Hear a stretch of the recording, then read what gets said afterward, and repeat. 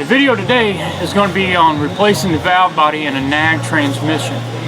The NAG transmission is a fairly common transmission that's across the board in a lot of Dodges, Jeeps, as well as Chrysler vehicles.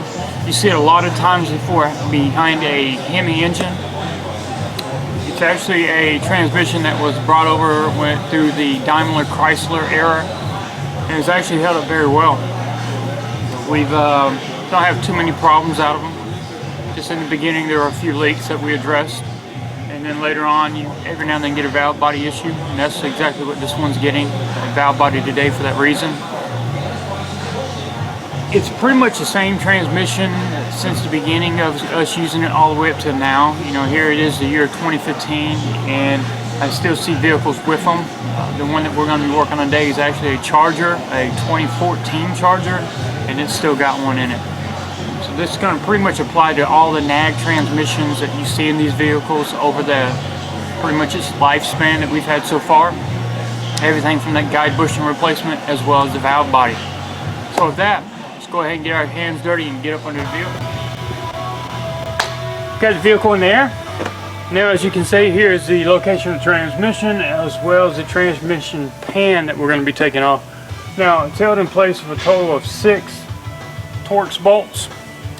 In order to get to the back two, however, the only easiest way is to go ahead and remove this cross member back here. It's held in place with 2 15mm bolts that go directly into the trans mount, as well as 4 13mm that hold it to the lower portion of the body. Best way to do it is to try to support the rear of the transmission. In this case, I've got a screw jack up under it because I've got a lift.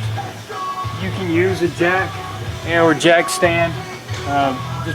Just put something directly under that drive shaft. We're not lifting it up, so I'm not really worried about excessive force getting on that drive shaft. We're just maintaining a position, basically. I'm going to go ahead and work on getting that 2 15s and 13s loose, and we'll get a little bit closer getting this pan off.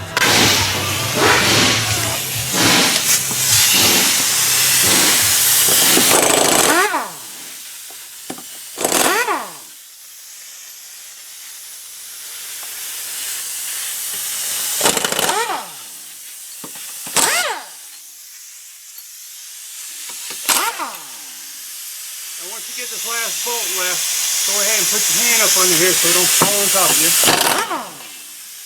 And set it off to the side. Now we're going to have access to those back 2 Torx bolts that I mentioned earlier. The 6 bolts we got here are going to be a T30. So go ahead and we'll go ahead and take the 4 outer corner ones off, and then we'll start backing off slowly on the mid ones, because this is a rubber gasket, not RTV. So once we start loosening up on these center ones, once the rest of them are gone, now we're going to start getting fluid loss. So we need to go ahead and get a catch pan up underneath, and we'll actually back these off and let that trans fluid drain for a little bit.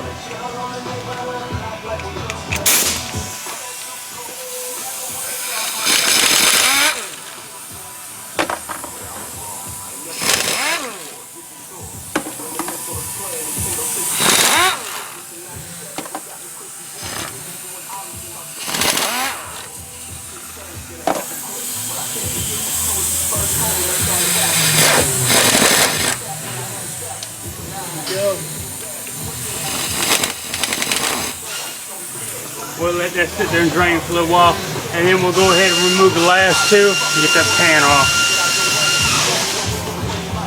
Now this is what they call the electrical guide bushing. This is actually where all the electrical wires go into the transmission. It is removable. The electrical portion, as you pull down on the lock, you rotate it downward, you'll actually be able to pull the harness out. Now that's the harness itself. Now we still have the bushing still up in here that has that little yellowish tan lock on it. Now that we're going to have to remove, and there's 2 O-rings on there that are common and leak on some of the older models, and I'll show you how to get to that.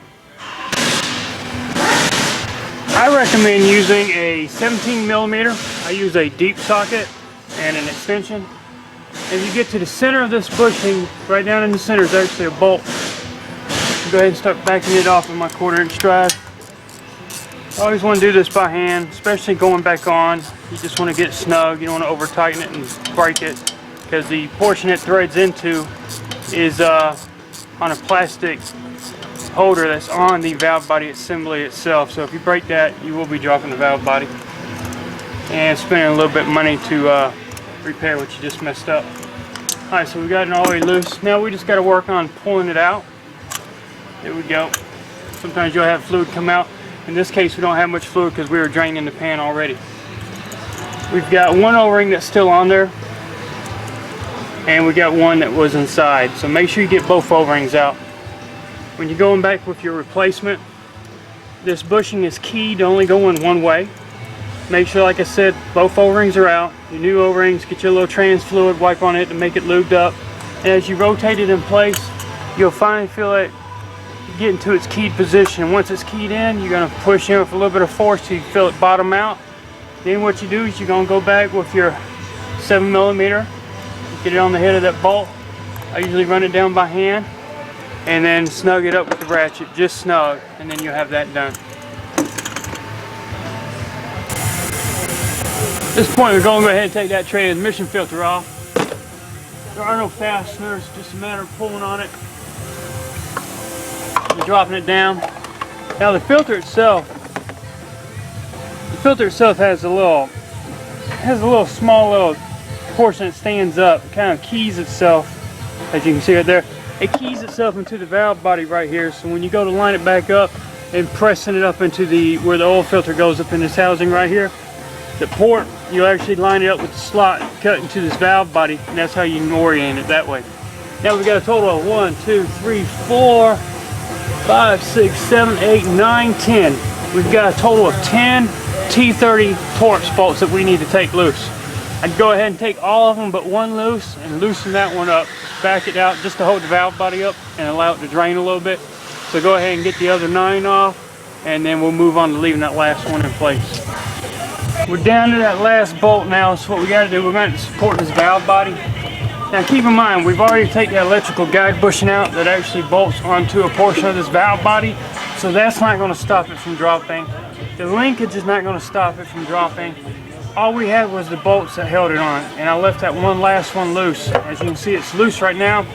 Let me back that one out while I'm supporting it, and then we'll get this valve body down.